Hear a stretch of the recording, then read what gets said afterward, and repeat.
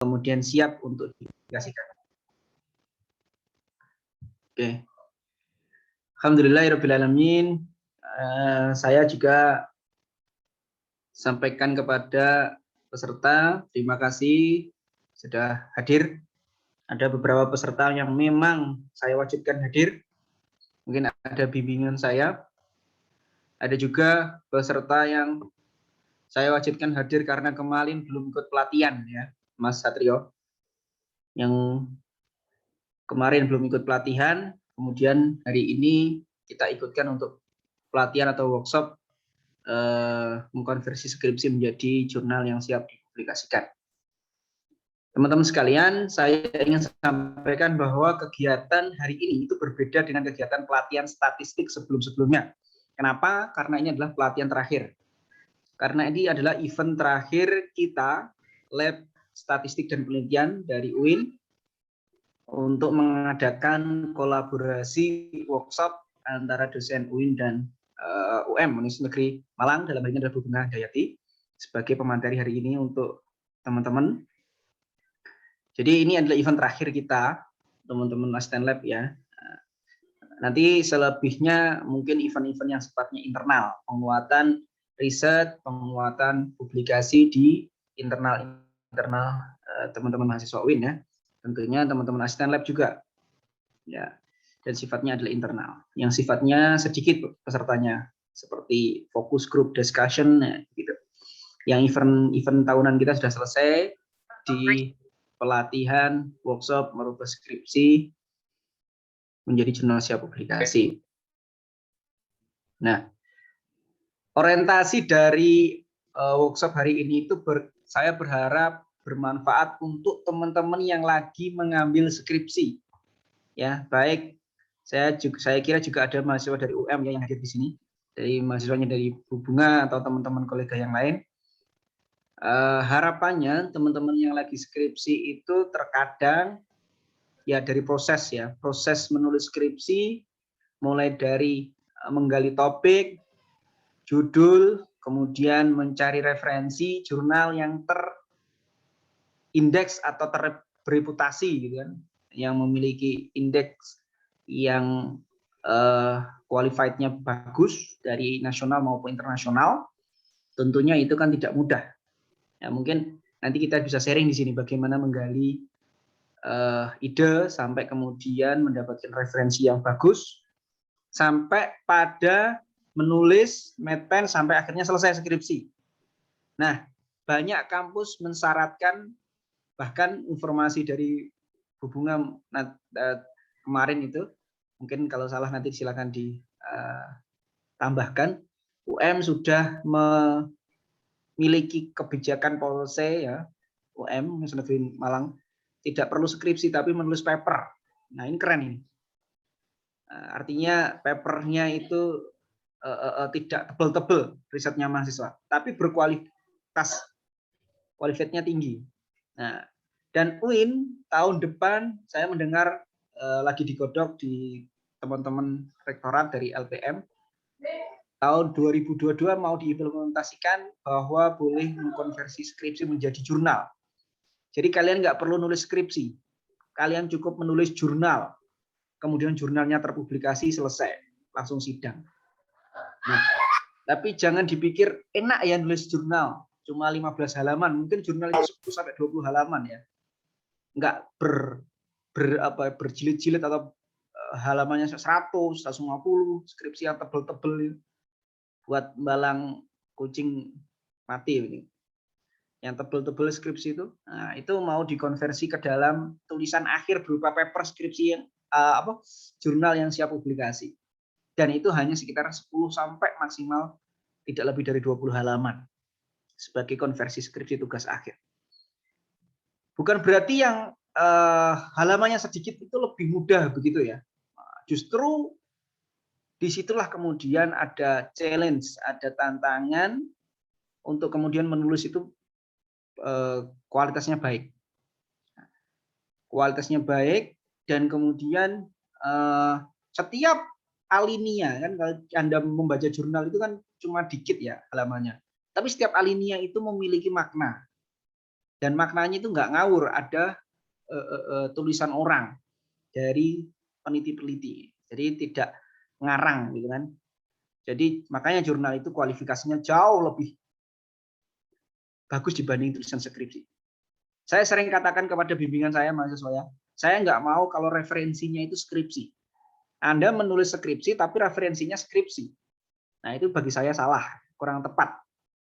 Kenapa? Karena skripsi yang dijadikan referensi itu belum teruji kualifikasinya kalau belum diterbitkan, dipublikasikan. Makanya ketika skripsi dirubah menjadi jurnal dan kemudian dipublikasikan, maka itu kualifikasinya naik, levelnya bagus. Nah, ketika skripsi dirubah menjadi jurnal kemudian dipublikasikan, kemudian dibaca orang, nah itu dia sudah mengalami fase yang disebut dengan review dari para pakar, review dari para review jurnal yang tersebut di mana dia mempublikasikan itu. Ada reviewernya. Nah, reviewernya itu berkata mengkoreksi tulisan Anda, layak nggak ini dipublikasikan untuk dikonsumsi publik. Nah, baru setelah layak kemudian dikonsumsi publik dipublikasikan, nah itu boleh dijadikan referensi skripsi. Nah, seperti itu. Jadi saya kalau bimbingan saya nulis skripsi kok referensinya skripsi orang, nah itu pasti tidak akan saya ACC karena skripsi orang itu belum teruji kualifikasinya sebelum dia dipublikasikan ke dalam suatu jurnal. Nah, ini adalah info yang baik untuk kemudian teman-teman bisa mengembangkan kualitas penulisan ya. Karena kampus banyak memiliki kebijakan yang orientasinya adalah bagaimana mendorong publikasi dosen dan mahasiswa dalam rangka meningkatkan reputasi kampus menjadi kampus yang rankingnya bagus di mata Indonesia maupun dunia. Ya ini banyak-banyak mempublikasi. Apakah dosennya, apakah mahasiswanya. Makanya skripsi dirubah menjadi paper, jurnal. Nah itu adalah salah satu kebijakan yang orientasinya ke situ. Dan hari ini kita mencoba menggali ide atau sharing begitu dengan teman-teman dari UM, kolega saya, Bu Bunga Hidayati. Nah, saya rasa sudah join ya. Assalamualaikum Bu Bunga. Waalaikumsalam Pak Ferry. Alhamdulillah, terima kasih sudah hadir. Nah ini beliau ini lulusan luar negeri ya. Bahasanya nanti pakai bahasa apa Bu ya? Bahasa Indonesia, bahasa Inggris, bahasa Jepang? Saya siap. Boleh. Bahasa Jepang boleh Pak? Boleh. Ya, terima kasih sudah hadir Bu Bunga. Baik, teman-teman sekalian, Satrio ini sudah ada 60 peserta ya? 65, oke. Baik, mungkin itu pengantar dari saya sebelum nanti kita mulai.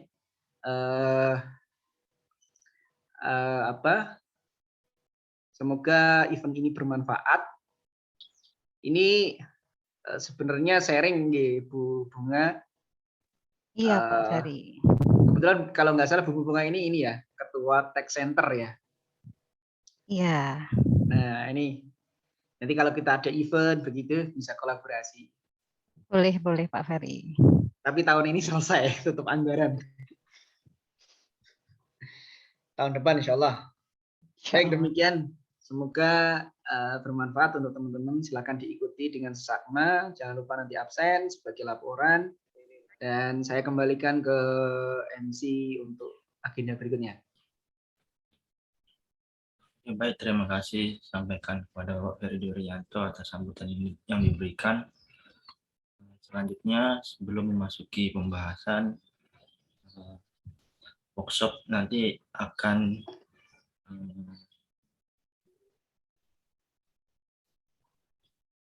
dinarasumberi oleh Ibu Bunga dan akan dimoderatori oleh Bapak Ferry Durianto. Izinkan saya untuk membacakan CV moderator terlebih dahulu.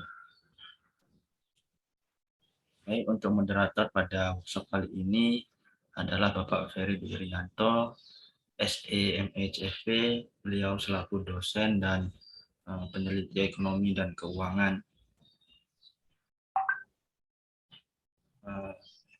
Riwayat pendidikan beliau S1 yaitu di Universitas Brawijaya, jurusan ekonomi, Fakultas Ekonomi, jurusan Pembangunan Ekonomi, Fakultas Ekonomi dan Bisnis.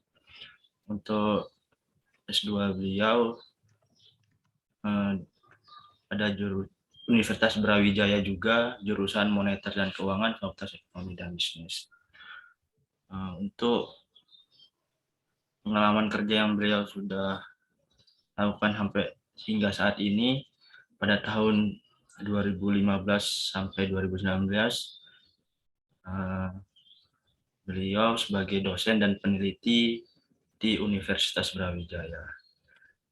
Pada tahun 2019 sampai sekarang, beliau menjabat sebagai Ketua Restori di Fakultas Ekonomi UIN Maulana Malik Ibrahim Malang. Dan tahun 2019 sampai sekarang, beliau juga menjabat sebagai dosen di UIN Maliki Malang. Berikut ada beberapa publikasi dan penghargaan yang telah beliau raih. Di antaranya yang terbaru yaitu yang pertama, model digitalisasi keuangan syariah, mendorong inklusivitas pertumbuhan dan pemerataan ekonomi pasca COVID-19. Yang kedua, model inklusif keuangan dan pertumbuhan Provinsi Pulau Sumatera, yaitu strategi peningkatan pemerataan ekonomi kawasan Barat Indonesia. Dan masih banyak publikasi dan penghargaan beliau yang lainnya. Untuk mempersingkat waktu, workshop akan dipandu oleh Bapak Ferry Dwi Irianto selaku moderator. Waktu dan tempatnya saya persilakan. Baik.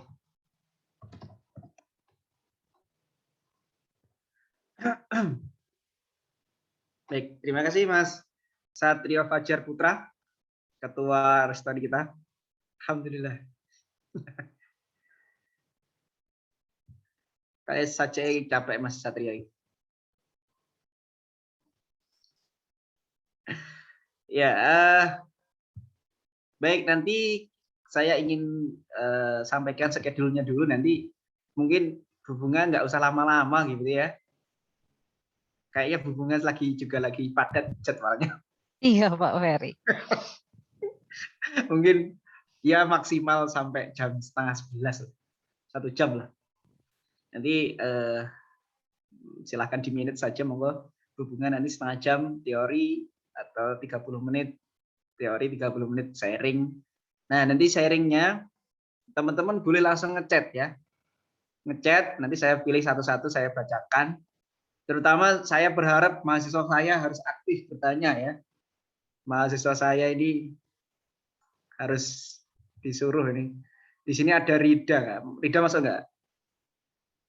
Oh, ada ini. Saya tak. Ada mahasiswa saya yang harus menulis skripsi begitu. Nanti silakan bertanya.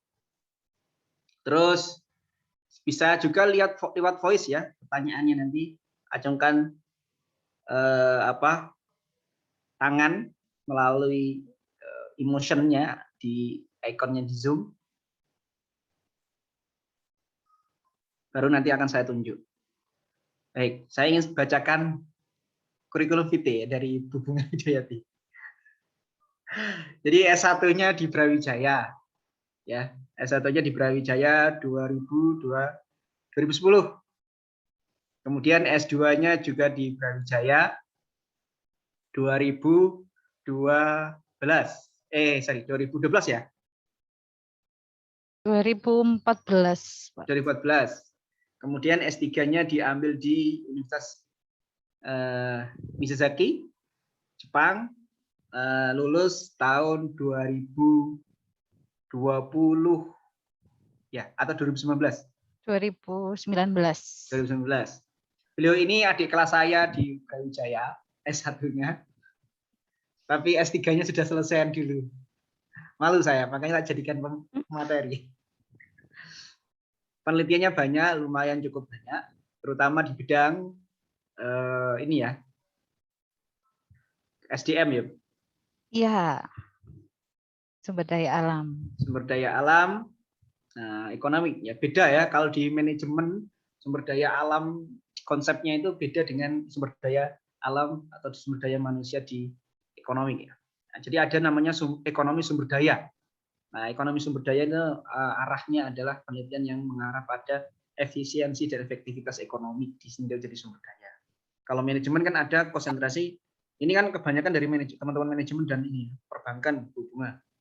Kalau manajemen itu sumber daya itu arahnya ke resource-nya untuk pengembangan perusahaan ya. Kalau konteksnya kalau di kita di ekonomi itu untuk efisiensi dan efektivitas ekonomi secara makro atau mikro. Dan oke, mungkin itu pengenalan. Nanti silahkan langsung, tidak perlu jadi host, Bu, bisa langsung share slide. Baik, Pak Ferry, terima kasih. Oke, monggo silakan waktu dan tempat saya sampaikan sepenuhnya kepada Bu Bunga Hidayati PhD. Baik, terima kasih Pak Ferry atas kesempatannya, atas waktunya sudah dikasih kesempatan untuk bertemu dengan adik-adik Universitas Negeri Malang. Tapi sayangnya satu ini Pak Ferry, dari ini saya jadi kenalnya sama Pak Satrio aja. Ini mana teman-teman yang lain ya? Kayaknya pada malu-malu ini Pak Ferry, nggak ada yang mau buka video ini. Jadi pengennya saya kenalan juga sama mahasiswa UIN ini. Ayo kenalan, silakan dibuka videonya. Jadi kita santai ya adik-adik ya. Ini manggilnya biasanya apa Pak Ferry? Adik-adik atau teman-teman? Kalau saya manggilnya kadang adik, kadang teman. Kalau saya Satrio itu teman. Oh gitu. Kalau yang lain adik. Ya. Jadi nanti kan bisa di jalan, oh itu kayaknya mahasiswanya Pak Ferry ini. Oh itu kayaknya Pak Satrio. Tapi yang lainnya ini jadi ini ya. Ya semoga nanti kalau sudah siap bisa membuka ini kameranya. Baik, saya izin share screen ya Pak Ferry. Monggo Bu.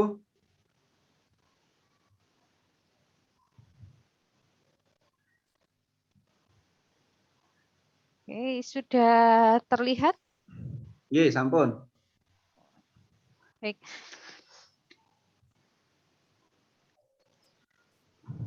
Nah, pada kesempatan ini saya diminta Pak Ferry untuk mengisi terkait dengan konversi skripsi menjadi artikel. Tentunya adik-adik di sini sedang mengerjakan skripsi gitu ya di semester akhir, di semester 6, 7 ataupun mungkin ada yang sudah 8 gitu. Di skripsinya ditempuh di semester berapa biasanya Pak Ferry di mahasiswa di UIN? 7 ya? Kalau di UIN rata-rata 7 sudah bisa, Bu. Sudah pengajuan outline. Ya, berarti kan ini sudah ini ya, Pak. Sudah Proses. matang. Iya, sudah berproses begitu. Baik, di sini ada quote ya yang bisa kita acu. Mungkin bisa kita jadikan acuan bahwa dalam menulis itu seperti berenang di dalam air dan menahan nafas gitu ya. Berarti gimana implikasinya bahwa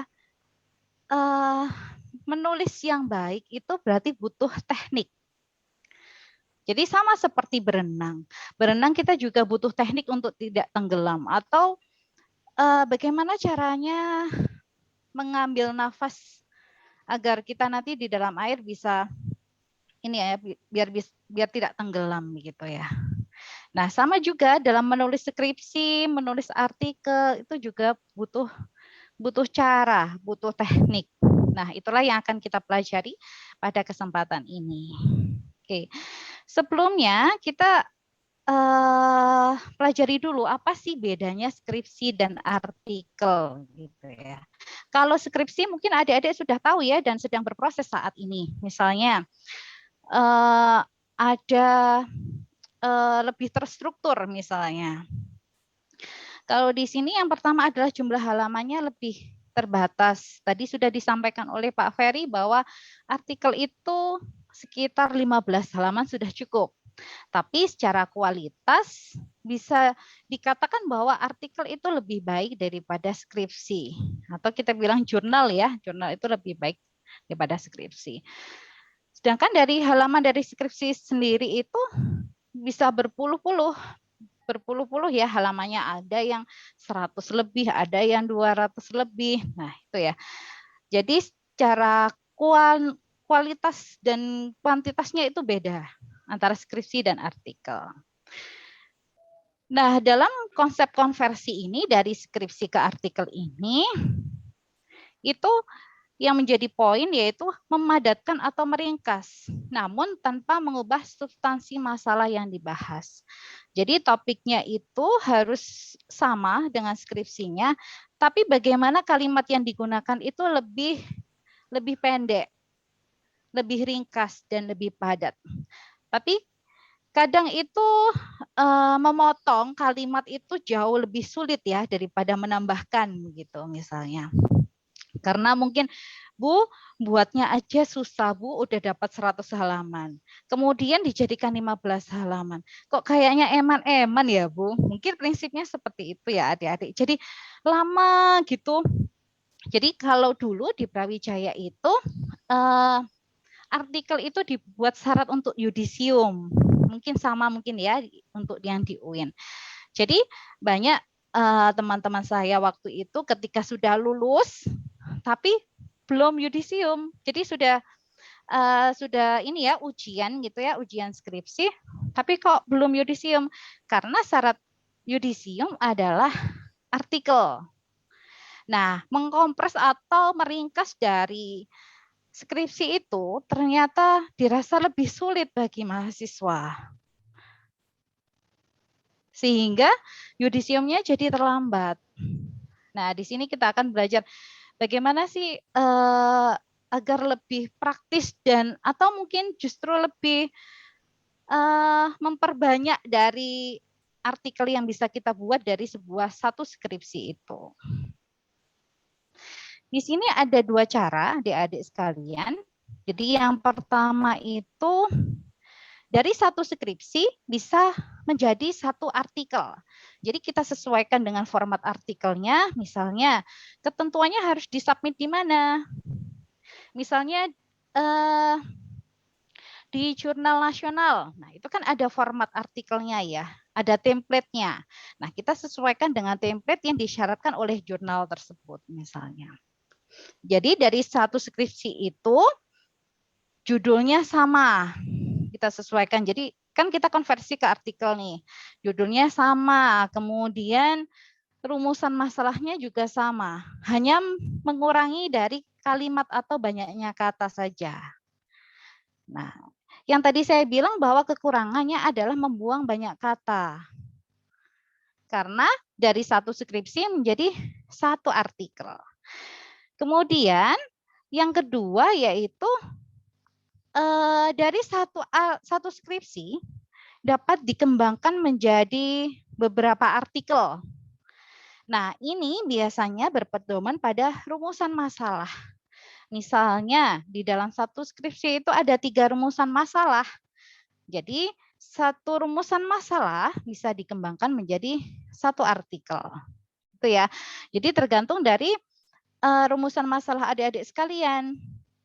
Kalau dirasa rumusan masalahnya itu cukup luas atau ada cukup banyak ya, mungkin lebih dari 2 misalnya. Nah, itu sangat menarik ketika dikembangkan lebih dari satu artikel. Jadi misalnya kalau tuntutannya misalnya artikelnya harus diterima gitu ya. Kalau kita mempunyai 2 artikel, otomatis peluangnya juga lebih besar. Jadi misalnya satu artikelnya ditolak, kita masih punya peluang lagi, punya satu artikel lagi. Nah, gitu ya. Baik, di sini ada contoh. Nah, ini adalah salah satu artikel saya waktu dulu. Judulnya Peran Modal Sosial, Bonding, Bridging, dan Linking terhadap Eksistensi Interaksi Pedagang dan Bank Titil. Oke ya, ini sebagai gambaran buat adik-adik sekiranya nanti, oh kalau judulnya seperti ini misalnya ya, itu kira-kira rumusan masalahnya ada berapa, dan apakah bisa dijadikan 1, 2, atau 3 artikel gitu. Nah ini pada artikel saya dulu itu ada 3 rumusan masalah. Jadi ada bonding, bridging, sama linking. Yang pertama yaitu bagaimana peran modal sosial, terutama bonding pada interaksi antara pedagang terhadap antar ini ya, pedagang dan bank titil. Kemudian yang kedua tentang bridging dan linking. Ketika ada 3 rumusan masalah, kita bisa mengembangkan menjadi 3 artikel. Oke. Nah, bagaimana judul yang dapat dibuat berdasarkan 3 rumusan masalah di atas? Jadi ini kita melatih yang cara yang kedua ya. Jadi dari satu skripsi menjadi 3 artikel. Jadi misalnya yang rumusan masalah yang pertama bonding. Nah, ini bisa kita kembangkan 1 artikel. Kita buat judul baru. Misalnya judul barunya juga tidak harus saklek ya, tidak harus saklek. Misalnya peran modal sosial bonding. Nah, tidak harus. Kalian bisa membuat kalimat yang lebih interaktif, menarik, tapi tidak mengubah dari makna dan maksud dari rumusan masalah tadi. Oke. Namun di cara yang kedua ini kita bekerjanya lebih berat ya. Effortnya yang dikeluarkan juga lebih banyak karena kita otomatis awalnya satu skripsi itu kan ada hanya 1 pendahuluan, 1 literatur teori, 1 metode gitu ya. Tapi gara-gara kita membagi menjadi 3, seperti contohnya tadi, otomatis kita harus membuat 3 rumusan masalah, 3 latar belakang gitu ya. Effortnya jadi lebih banyak gitu kan. Tapi manfaatnya juga lebih banyak gitu kan. Nah, konsekuensi dengan cara yang kedua ini, yang pertama judul artikelnya. Jadi ketika ada 3 rumusan masalah, kita bisa membuat 3 judul artikel yang pastinya yang berbeda ya. Nah, tinggal kita bagi di dalam skripsi itu, kita bagi misalnya jadi 3 ya. Oh, yang 1 ini hanya bagian ini aja yang kita kulas. Yang kedua, topik ini yang akan kita bahas. Yang ketiga, nah ini bagian ini saja yang akan dibahas begitu. Begitupun dengan abstraknya dan pendahuluan serta literatur reviewnya. Jadi kita harus pintar-pintar untuk membagi gitu ya. Oh, berarti di dalam pendahuluan misalnya itu kan ada gap ya, gap permasalahan. Sehingga gap permasalahan yang sesuai dengan rumusan masalah yang pertama itu yang seperti apa? Begitu. Jadi jangan sampai misalnya ketika kita sudah membagi 2 atau 3 artikel, tapi gap permasalahannya itu sama gitu ya. Nah, itu yang kurang pas gitu. Karena kita misalnya memakai cara kedua. Kecuali kalau adik-adik nggak mau ribet misalnya. Kalau enggak Bu, saya pengennya itu habis kuliah itu kerja Bu. Jadi saya pengennya cepat gitu ya. Ada yang seperti itu mungkin. Jadi saya ya udah Bu cuma buat 1 artikel aja untuk syarat yudisium misalnya. Jadi habis itu saya kerja. Nah, itu boleh adik-adik seperti itu. Ada lagi yang tadi di cara kedua misalnya saya Bu cita-citanya mau jadi peneliti, mau jadi dosen misalnya, sehingga dituntut papernya harus banyak gitu. Atau saya memang passionnya itu memang suka meneliti Bu. Jadi, nah ini cara yang kedua yang cocok buat adik-adik. Jadi 1 bahan tapi bisa dibuat beberapa hasil, 3 hasil misalnya ya. Jadi misalnya 1 bahan donat gitu ya, kalian bisa membuat berbagai macam-macam donat dalam bentuk berbagai variasi gitu ya. Nah, itu bagi adik-adik yang mungkin ingin melanjutkan S2 atau menjadi peneliti. Nah, mungkin cara yang kedua ini lebih cocok. Tapi waktu yang dikeluarkan otomatis juga lebih banyak. Jadi tergantung visi misi kedepannya adik-adik ini gimana gitu ya. Kemudian metode penelitiannya pastinya juga disesuaikan dengan rumusan masalah. Gitu ya. Jadi misalnya rumusan masalah tadi kan ada 3, berarti metode penelitiannya apakah berbeda 1, 2, 3. Nah, ketika berbeda otomatis dijabarkan juga berbeda. Kemudian pembahasannya ini pastinya menghubungkan gap teori, metode, dan hasilnya. Dan pastinya yang keenam ini kesimpulannya. Kebanyakan kesimpulannya itu kesimpulan banyak paper yang sudah saya baca, misalnya itu suka-suka.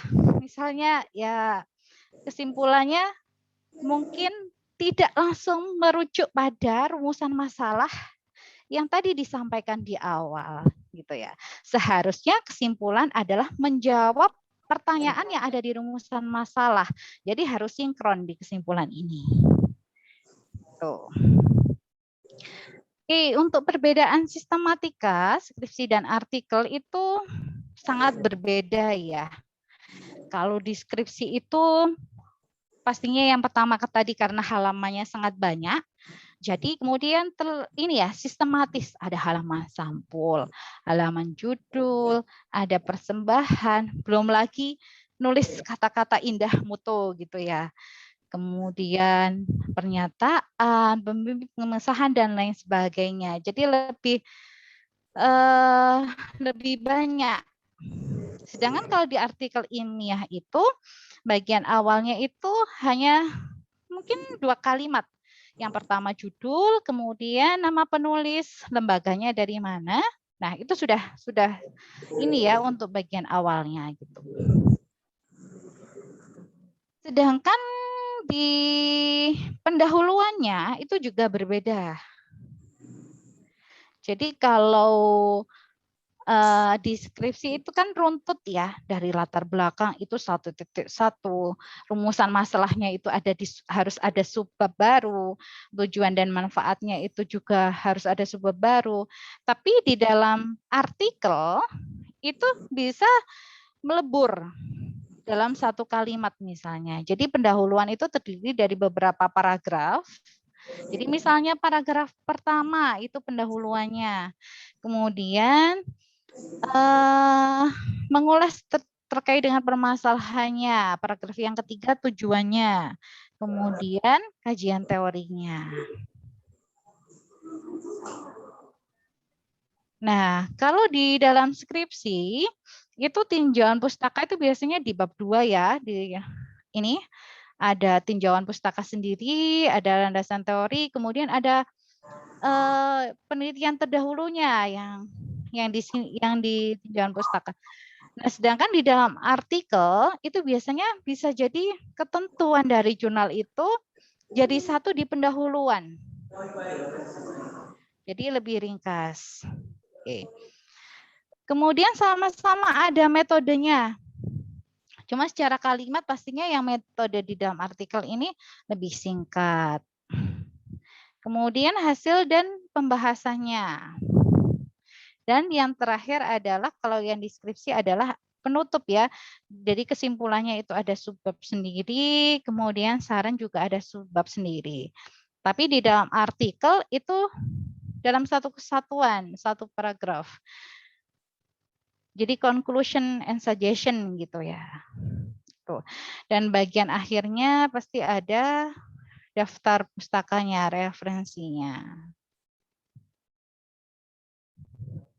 Oke, tadi adik-adik sudah belajar atau kita belajar ya terkait dengan perbedaan skripsi dan artikel.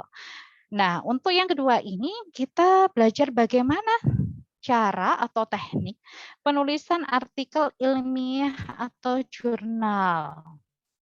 Oke ya. Nah, sayang sekali misalnya hasilnya adik-adik skripsi ini sudah bagus, apalagi Pak Ferry ngasih ekonometrikanya sudah bagus, kemudian bimbing metode penelitian kuantitatifnya sudah bagus gitu ya. Tapi kita submitnya itu di jurnal nasional, di jurnal yang tidak terindeks SINTA misalnya. Itu sayang sekali. Nah, alangkah baiknya misalnya ketika kita mengkonversi tadi, skripsinya kan sudah bagus ya, matpengnya dan lain sebagainya, kemudian tinggal mengkonversi saja ke dalam artikel, kemudian kita submitnya, ya tadi saya bilang tidak di jurnal yang mempunyai kualitas ya. Nah, bagaimana caranya kita agar diterima mengikuti jurnal-jurnal yang memiliki indeks, misalnya kalau yang mudah itu mungkin Sinta 3, 4, 5, 6. Nah, yang nggak susah itu Sinta 2. Nah, mungkin tergantung adik-adik ya yang mungkin mempunyai jiwa challenge yang tinggi gitu ya. Dicoba dulu lah Sinta 2 misalnya. Kalaupun nanti tidak terima kan bisa kita coba di Sinta 3, Sinta 4 dan sebagainya. Tapi sebelum mencoba kita harus tahu dulu tekniknya bagaimana gitu kan. Istilahnya kita harus punya senjata sebelum perang gitu ya. Jadi kita harus tahu bagaimana, oh caranya introduction-nya itu biar menarik gimana gitu. Literatur teorinya itu bagaimana, kemudian penjelasan di dalam pembahasannya itu bagaimana biar kalau kita coba itu nggak hanya coba-coba gitu kan, tapi kita juga ada effort yang harus kita keluarkan. Oke, ini tadi yang saya bilang ya, which journal is paper. Jadi kira-kira setelah adik-adik ini bisa melihat ya, oh kayaknya medpennya saya atau skripsi saya ini sudah layak untuk misalnya disubmit di jurnal Scopus. Boleh gitu ya. Jangan pernah coba untuk ini ya, misalnya takut gitu, takut mencoba. Nah, coba aja dulu. Nanti kan pastinya ketika kita sudah submit itu kan ada ini ya, komen reviewer ya. Nah, itu bisa kita perbaiki dari komen itu. Ya. Atau bisa jadi kita submit di international journal. Atau yang poin yang ketiga yang tadi saya bilang, jurnal nasional yang terakreditasi Sinta 2 sampai dengan Sinta 6. Atau mungkin ada yang adik-adik yang tipenya maunya nyobanya dari bawah. Saya pengen nyobanya dari bawah, Bu. Coba Bu, saya mau Sinta 6 dulu. Boleh. Sinta 6 dulu. Kalau Sinta 6 saya lolos, Sinta 5 deh, Bu. Nanti Sinta 5 lolos, Sinta 4 gitu ya. Terus naik gitu kan hingga ke Scopus. Ada yang dari tinggi dulu misalnya. Soalnya kenapa yang dari tinggi dulu itu biasanya lebih menarik ya, karena kita sudah dapat komen, istilahnya juga bantuan buat kita untuk memperbaiki, oh kira-kira jurnalnya kita, artikel kita ini yang kurang di mana gitu kan. Karena biasanya yang reviewer, yang jurnal-jurnal terindeks misalnya Web of Science, Scopus itu kan sudah memiliki kualifikasi yang tinggi ya reviewernya. Jadi pastinya komennya itu juga berbobot gitu loh. Jadi itu sangat membantu untuk memperbaiki kualitas artikel kita untuk disubmit ke yang lain misalnya. Jadi ini tergantung adik-adik ya mau disubmit kemana nanti ininya artikelnya. Tuh. Oke, nah ini kita mulai bagaimana cara membuat judul gitu ya. Poin yang pertama yaitu judul itu harus ringkas. Ini jumlah katanya mungkin sekitar 15 sampai 20 kata. Jadi jangan sampai ya judulnya itu aduh biar menarik ini Bu, judulnya dipanjangin aja. Kayaknya ditambahin kalimat ini bagus, ditambahin kalimat ini bagus. Jadi hampir jadi satu paragraf gitu ya, hanya judul aja. Oke, nah ini tidak boleh. Jadi semakin ringkas judul itu semakin bagus. Kemudian yang kedua, mewakili atau mencerminkan isi artikelnya. Yang pastinya juga mudah dipahami ya ketika misalnya membuat judul itu, misalnya kalimatnya misalnya kalau kuantitatif itu kan mungkin variabel apa, mempengaruhi variabel apa gitu ya. Langsung ke topiknya itu terkait dengan judulnya. Jadi mudah dipahami, kemudian mengandung kata kunci. Nah, kalau kalian submitnya misalnya formatnya dalam bentuk bahasa Indonesia, biasanya ada ketentuan untuk judul dan abstrak harus ada dalam bentuk bahasa Inggris gitu. Jadi mungkin untuk memudahkan dalam pencarian dari kata kuncinya tadi. Kemudian judul itu tidak hanya bersifat suatu pernyataan, tapi juga bisa bersifat pertanyaan. Misalnya ini kan ya, Does Entrepreneur Education Evidence from Indonesia, bla bla bla dan sebagainya gitu ya. Jadi membuat judul itu bagaimana menarik, tapi juga mudah dipahami gitu ya. Ada yang misalnya ini menarik Bu, tapi bulat gitu ya kalimatnya. Nah itu bisa jadi. Jadi susah-susah ini ya, gampang lah istilahnya membuat judul ini. Biasanya kita membuat judulnya itu di paling akhir gitu lah. Setelah rumusan, setelah bab 1 pendahuluan, literatur, semuanya sudah selesai, baru judulnya kita buat. Judul yang menarik ya. Tapi kalau judul sekedar garis besar, nah itu mungkin kita di awal. Karena apa? Biasanya itu lebih mudah untuk merubah judul daripada merubah pembahasan. Gitu. Oke. Nah, setelah judul di bawahnya itu ini kita ini ya, belajar terkait dengan membuat artikel. Ada nama penulisnya. Jadi kalau misalnya adik-adik ini buat artikel, otomatis harus menyertakan nama pembimbingnya. Jadi nama penulis, nama pembimbing, kemudian ada urutannya. Karena yang dominan mengerjakan adalah mahasiswa, otomatis yang menjadi penulis utama adalah mahasiswa. Kemudian diikuti dengan pembimbing pertama dan pembimbing kedua. Kemudian ada istilah tanda bintang atau yang disebut dengan korespondensi. Nah, karena yang bertanggung jawab, yang menulis, dan yang mengolah data itu adalah mahasiswa, sehingga yang tahu persis terkait dengan validitas dan lain sebagainya adalah mahasiswa itu sendiri. Sehingga yang jadi korespondensi adalah mahasiswa itu. Jadi yang dikasih tanda bintang adalah nama mahasiswanya. Kemudian tidak perlu gelar akademik. Jadi misalnya namanya mahasiswanya koma. Kemudian Bapak Ferry ME misalnya ya. ME-nya ini tidak boleh diikutkan. Gitu, hanya namanya saja. Kemudian setelahnya itu, setelah nama autornya ditulis lembaganya. Jadi misalnya Universitas Negeri Malang atau fakultasnya dulu, Fakultas Ekonomi, Universitas Negeri Malang. Kemudian di bawahnya ini biasanya alamatnya dan emailnya. Seperti itu. Oke, setelah itu di bawahnya alamat atau autor tadi itu ada abstrak. Jadi dalam menulis abstrak ini ada yang boleh dan ada yang tidak boleh gitu ya. Abstrak yang baik itu tidak lebih dari 200 kata. Gitu ya. Kalau lebih bagaimana, Bu? Ya dikurangi. Gitu ya. Gimana di dalam abstrak itu harus mencakup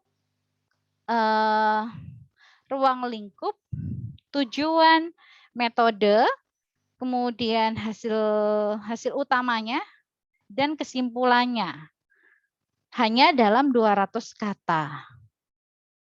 Gitu ya.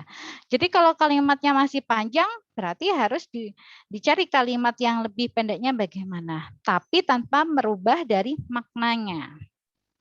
Ya. Kemudian hanya satu paragraf. Ditulis kalimat penuh, singkat, padat, dan jelas. Gitu ya. Dan tidak boleh terulang ya. Misalnya di kalimat pertama sudah ada, kemudian di kesimpulan diulas kembali. Karena hanya 200 kata tadi. Kemudian yang selanjutnya ketentuan dari abstrak itu harus mengandung semua kata kunci yang ada yang akan diindekskan. Ya. Jadi kalau kita mencari ini membuat kata kuncinya, itu kata kunci itu harus ada di dalam abstraknya. Ya, biasanya jumlah kata kuncinya itu sekitar 3 atau 5 kata. Gitu. Oke, ini kalau dalam kita submit ke dalam jurnal ini ya, jurnal Sinta, misalnya yang Sinta 4 atau Sinta 5, mungkin itu tidak mensyaratkan dalam bentuk bahasa Inggris, maka biasanya ada ketentuan abstrak dan judulnya harus ditulis dalam bahasa Inggris. Tapi kalau adik-adik mau mencoba di Sinta 2, misalnya semuanya harus full English. Tuh. Sedangkan yang tidak boleh di dalam abstrak itu apa saja? Nah, yang pertama itu tidak boleh ada tabel. Pasti ya, jadi di dalam pernyataan abstrak itu tidak boleh menyatakan dalam tabel ini, dalam tabel nomor sekian. Nah, itu tidak boleh. Kemudian ilustrasi rujukan. Jadi di dalam abstrak itu full kalimat kalian sendiri. Tidak boleh misalnya ada ini ya, atau kutipan referensi dari buku ini tahun sekian. Nah, itu tidak boleh. Kemudian singkatan. Nah, ini juga tidak boleh dan akronim yang tidak jelas. Serta pengulangan judul abstrak. Dan yang terakhir itu abstrak ini bukan pengantar, tapi yang tadi suatu ringkasan yang meliputi ada pengantarnya sedikit satu kalimat, ada tujuannya yang jelas, kemudian metodenya yang ringkas, kemudian hasil pembahasannya yang sistematik. Itu ya. Oke, di sini ada contoh abstrak. Jadi yang kalimat merah ini adalah sebagai pengantarnya. Ya, bisa dilihat bahwa yang kalimat merah ini kan satu paragraf ya. Yang kalimat merah ini pengantarnya. Nah, yang ke warna pink ini adalah tujuannya. Dia menyampaikan gap-nya, kemudian tujuannya. Ini kan bagaimana ini? Oke, bagaimana pendidikan kewirausahaan itu menyiapkan mahasiswa untuk menjadi seorang entrepreneur. Ini tujuannya, jadi eksplisit disampaikan di dalam abstrak itu. Kemudian yang ketiga ini metode yang digunakan. Jadi di sini menggunakan metode kuantitatif research design, ya. Respondennya apa? Nah, ini ringkas, padat, dan jelas. Kemudian yang kuning ini adalah pembahasannya. Jadi pembahasan dan temuannya di akhir. Jadi dari satu paragraf ini bisa mengkoordinir 4 komponen gitu ya. Tapi sudah kira-kira reviewernya sudah bisa menebak. Oh, ini paper ini atau artikel ini akan membahas tentang ini dengan metode seperti ini, kuanti atau kualitatif, dan temuannya ini seperti ini. Oh, temuannya menarik ini. Atau temuannya ini mengandung keterbaruan misalnya. Nah, dari abstrak ini reviewer sudah bisa menebak, oh ini artikel ini bisa diterima. Atau mempunyai peluang besar misalnya hanya minor revision seperti itu. Jadi kenapa abstrak ini penting? Karena biasanya reviewer itu hanya membaca abstrak kalau tidak mempunyai waktu yang banyak ya, karena mungkin artikelnya terlalu banyak. Yang pertama kali dibaca adalah abstraknya terlebih dahulu. Ketika abstraknya itu menarik, otomatis turun ke bawah lagi membaca pendahuluannya.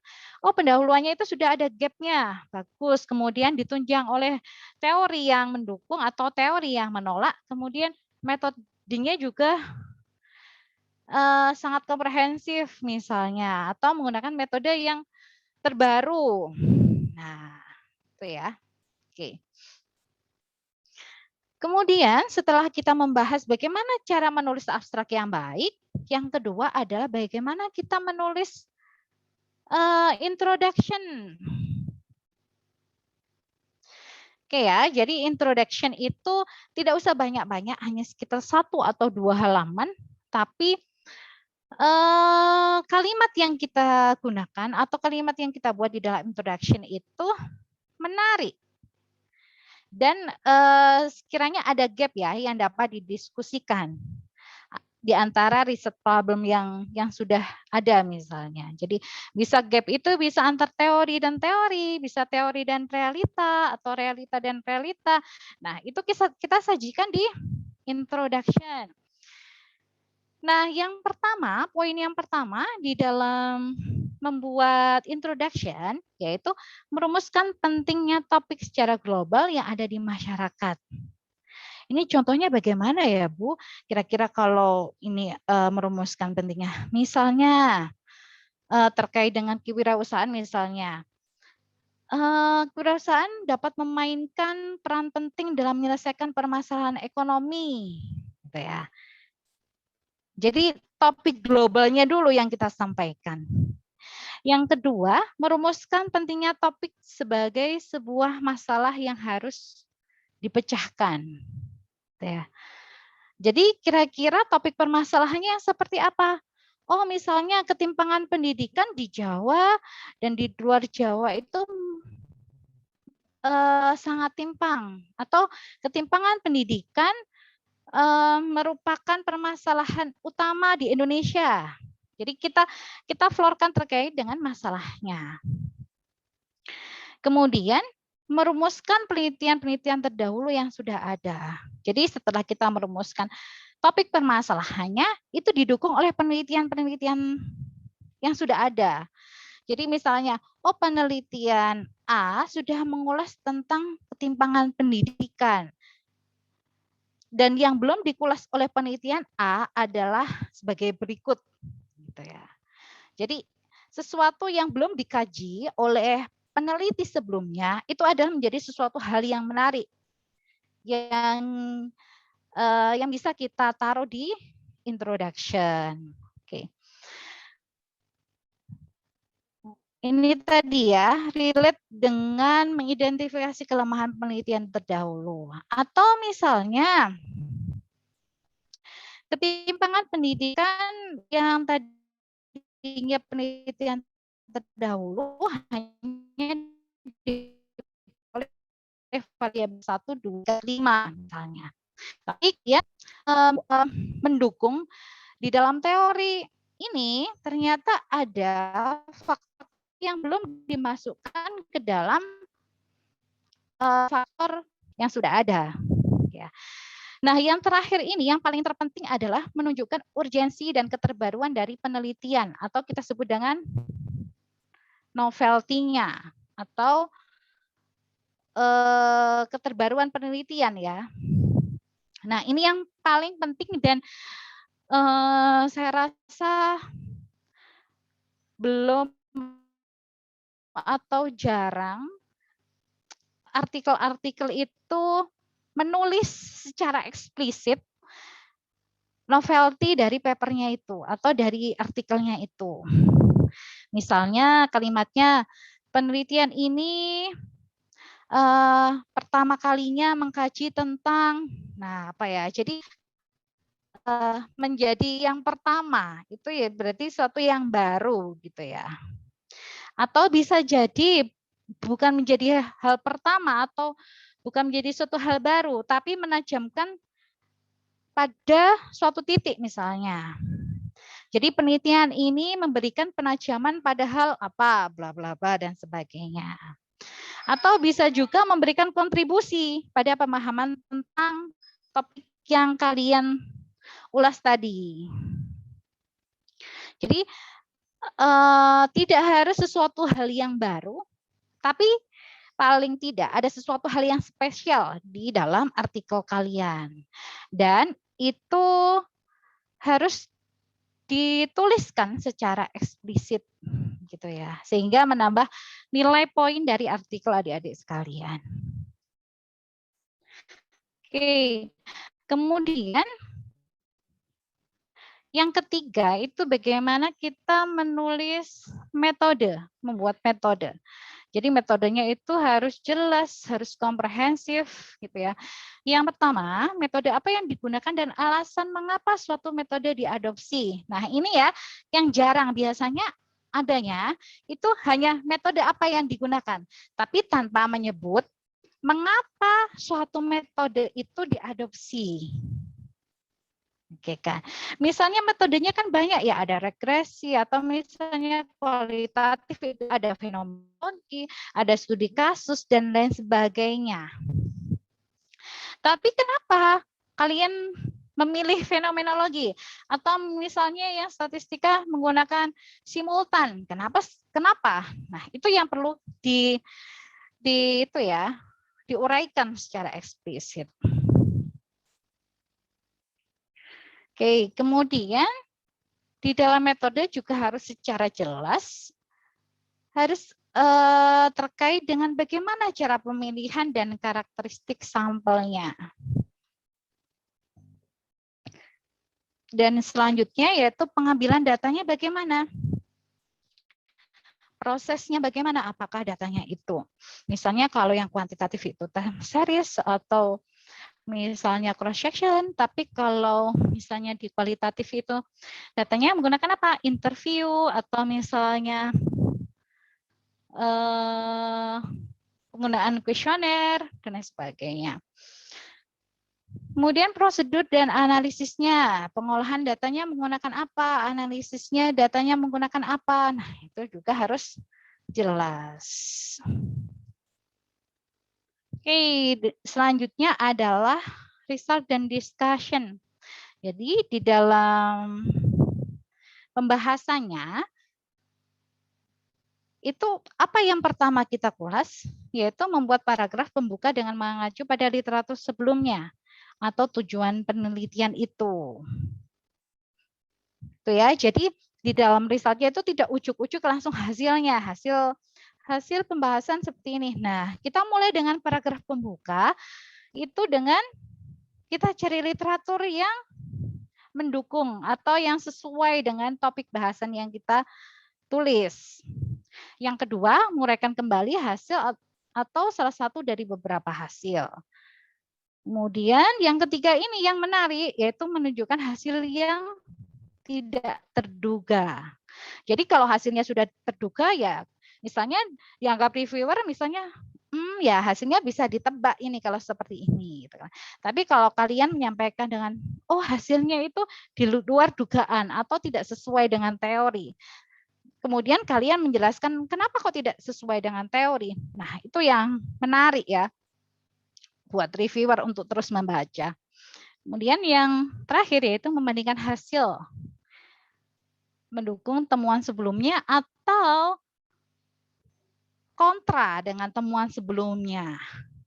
Jadi di dalam pembahasan ini kompleks ya, kita harus banyak membaca.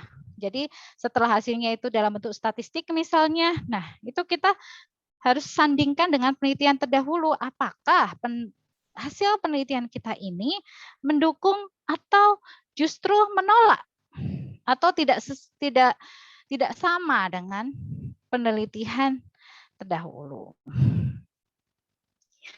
Oke, nah ini salah satu ini ya, contoh ya, mungkin ketika misalnya hasilnya tidak terduga. Jadi kalian bisa menggunakan kalimat-kalimat ini, kemudian membandingkan hasil temuan sebelumnya. Oh, ternyata hasil kalian itu kurang lebih sama atau mungkin ada berbeda. Berbedanya dalam aspek apa? Nah, itu membandingkan hasil. Kemudian memberikan penjelasan dari temuan itu. Ini hampir sama ya, jadi hasilnya itu relate dengan yang dilakukan, penelitian yang dilakukan oleh siapa, tahun berapa, gitu kan. Oke, jika tidak sesuai atau tidak sesuai dengan penelitian sebelumnya, nah itu juga dikasih keterangan, oh mungkin faktor ini yang tidak sesuai. Tuh. Oke, dan yang terakhir adalah conclusion-nya. Oke, di dalam conclusion-nya ini Biasanya singkat, padat, dan jelas ya. Jadi yang pertama itu mungkin kalau hanya satu paragraf, itu mungkin kalimat yang pertama kita ulas sedikit terkait dengan tujuan penelitiannya. Kemudian kita merangkum hasil penelitian itu sendiri. Dan yang ketiga adalah saran, implikasi hasil penelitian untuk bidang pengetahuan secara teknis maupun kebijakan ya, praktis. Oke, kemudian yang keempat adalah menjelaskan kontribusi penelitian dan keterbatasan penelitian kalian tadi. Jadi kontribusinya apa, keterbatasannya apa, nah itu disampaikan. Dan yang kelima adalah rekomendasi untuk penelitian yang akan datang, itu kalian punya ide yang seperti apa dari keterbatasan penelitian itu. Tuh. Dan yang terakhir ini reference. Jadi yang sering dan mungkin adik-adik mahasiswa ini ya, karena memang ini bukan sesuatu yang berpikir tapi harus telaten istilahnya ya. Hanya membuat pustaka yang benar-benar diacu atau dirujuk. Jadi seringkali di papernya itu tulisannya si A gitu ya. Tapi di referensinya itu keluarnya si B. Nah ini enggak sesuai ya. Oke, nah sekarang kan sudah teknologi ya. Jadi kalau kalian karena cara tradisional itu rasa susah, sekarang ada banyak ini ya, software Mendeley, Zotero dan sebagainya. Tinggal disesuaikan dengan guidelines di papernya tadi. Misalnya mintanya model apa, nah tinggal kalian sesuaikan, tinggal ditulis ketika nemu itu tadi. Nah itu justru lebih memudahkan kalian. Apalagi kalau misalnya kalau skripsinya itu halamannya tebal ya, 200 halaman. Nah, itu ketika satu referensinya dihapus, otomatis harus ngeceknya harus berulang-ulang. Nah, itu sangat membuang waktu. Kalau di artikel, nah ini yang terpenting, referensi yang digunakan hendaknya yang terbaru. Minimal 5 tahun terakhir, adik-adik. Jadi misalnya, sekarang tahun 2021 ya. Jadi paling tidak itu 2016 yang bisa kalian gunakan. Boleh kalian bisa menggunakan misalnya tahun 2000 di bawah tahun 2015, tapi jangan mendominasi, misalnya hanya 1, 2, dan itu belum ada keterbaruan dari buku ataupun jurnalnya. Itu. Baik, mungkin ini yang saya bisa sampaikan dan selanjutnya bisa diskusi begitu ya Pak Ferry, mungkin ada adik-adik atau mungkin kita bisa sharing begitu ya Pak Ferry. Iya Bu, siap. Oke. Baik, silakan lanjutkan kita diskusi ya teman-teman. Silakan di kolom chat ada pertanyaan. Silakan kalau ada pertanyaan langsung di kolom chat atau open voice ya, silakan. Mahasiswa saya, bimbingan saya, kalau ada pertanyaan silakan tanya kamu, biar kamu tahu ini dosen berkualitas. Oke Bu, saya mau nanya dulu Bu untuk memancing teman-teman. Boleh, ya silakan Pak Ferry. Saya mau nanya ya Bu, kira-kira bagaimana ya Bu caranya untuk kita mengawali menulis skripsi? Itu berangkatnya dari apa Bu kira-kira tipsnya? Biar tidak galau, biar langsung di ACC dosen pembimbing, biar langsung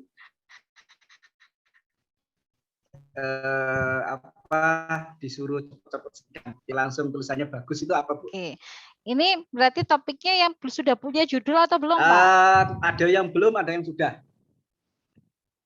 Ya, jadi gini ya, kadang ini cerita aja ya Pak Ferry ya. Enggak.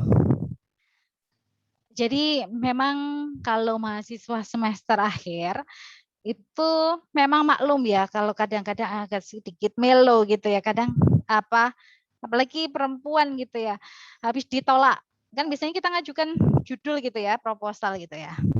Habis itu kalau ditolak udah selesai gitu ya, nggak mau maju lagi gitu kan, karena udah Bu buatnya aja sudah susah berhari-hari, ketemu dosen ditolak lagi. Nah, bagi yang adik-adik ini harus dikuatkan dulu mentalnya. Jadi kalau skripsi itu nggak usah, misalnya kalau disuruh ganti ya ganti gitu aja.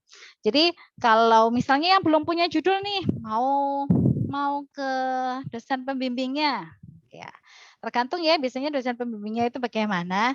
Nah, kalau biasanya dosen pembimbingnya itu yang agak fleksibel, nah tinggal kalian siapkan aja 10 judul misalnya. Jadi kalau misalnya judul 1 ditolak, saya punya lagi Pak judul 2 gitu ya. Nanti kalau mau maju ke Pak Ferry siap aja 10 judul gitu ya. Jadi judul yang ketiga ditolak hingga seterusnya gitu ya. Kalian sudah siapkan gitu kan.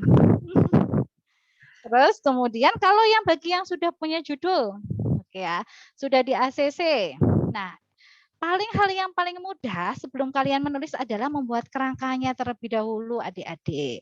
Jadi misalnya kerangka pemikirannya terlebih dahulu.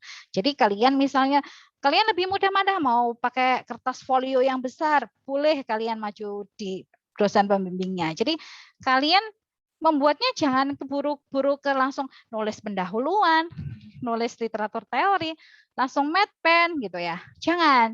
Tapi kalian buat kerangka pemikirannya terlebih dahulu. Kalian buat mapping lah istilahnya ya. Jadi ini Bu, jadi misalnya kalau kalian mau bimbingan ke Pak Ferry misalnya, ini Pak, saya berawalnya dari sini karena ada gap permasalahan di sini. Kemudian teorinya yang saya pakai itu menggunakan teori ini dan teori ini itu mendukung dari gap ini gitu ya. Tinggal kalian kotak-kotak atau bulat-bulat sesuka kalian lah yang bisa merefleksikan kerangka pemikiran atau konsep yang kalian tadi itu. Kemudian variabel-variabelnya ini misalnya. Jadi yang lebih mudah adalah membuat gambaran apa ya? Kerangka pemikirannya terlebih dahulu. Seperti itu. Kalau itu sudah didiskusikan dengan pembimbing, nah kalian akan lebih mudah untuk mengimplikasinya ke dalam tulisan. Jadi kalau misalnya kalian tulisannya stop nih di sini, misalnya di bab 1, ya udah, nggak apa-apa ditinggalkan. Kalian mana yang ide kalian yang muncul itu tadi, kalian tinggal, nggak usah ketika misalnya harus stuck di kalimat ini ya misalnya, kalian paksakan justru malah tambah tidak selesai. Misalnya kalian idenya keluar di bab 2, ya sudah kita loncat nih. Tulis di bab 2 gitu ya. Tapi yang terpenting kita harus punya peta jalan gitu. Peta jalan di dalam bahwa kerangka pemikiran atau konsep yang sudah kita buat adalah sudah sesuai dengan dosen pembimbingnya. Jadi itu yang perlu diskusikan di awal dengan pembimbingnya ya.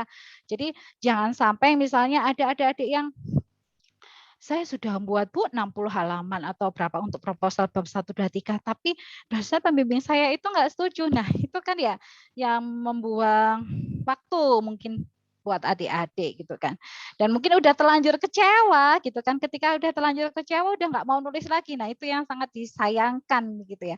Padahal sebetulnya adik-adik itu mempunyai ide-ide yang sangat bagus, tinggal hanya apa ya?